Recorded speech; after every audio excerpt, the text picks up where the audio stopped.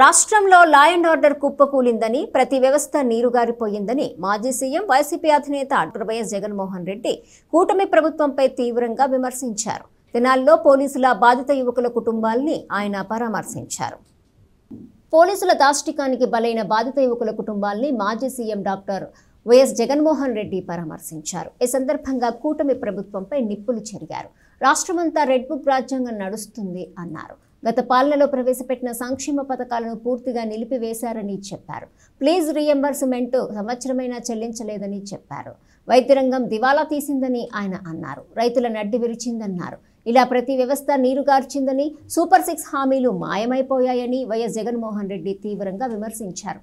ఈ నేపథ్యంలో ప్రజలను వంచిన ప్రభుత్వాన్ని సాగనంపాలని, 4వ తేదీన ప్రజల్ని వంచినటువంటి ప్రభుత్వ చర్యలను ప్రజలకు తెలియజేస్తూ వెన్నుపోటు దినంగా పాటించడం జరుగుతుందని, ప్రజలు దీనిలో భాగస్వాములై తమ నిరసన తెలియజేయాలని మాజీ సీఎం వైఎస్ జగన్మోహన్ రెడ్డి పిలుపునిచ్చారు. మరోవైపు వ్యవసాయం దిగజారిపోయింది. ఏ పంటకు గిట్టుబాటు ధరలు రాని పరిస్థితి. రైతులకు పెట్టుబడి సహాయం లేదు. రైతులకు ఉచిత పంటల బీమా లేదు. ఈ క్రాప్ నాశనం అయిపోయింది.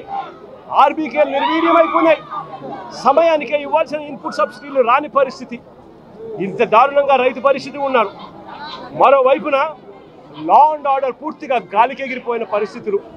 వీటి అన్నిటి మధ్య మా ప్రభుత్వం గతంలో అమలు చేస్తా ఉన్న పథకాలన్నీ రద్దు చేశారు. మరోవైపున వీళ్ళు చేస్తాము అని మాట ఇచ్చిన సూపర్ 6లు, సూపర్ 7లు గాలి కొదిలేశారు. 143 హామీలు మేనిఫెస్టోలో ఏదైతే చెప్పారో వాటిని పట్టించుకున్న పాపాన పోలేదు వీళ్ళంతా.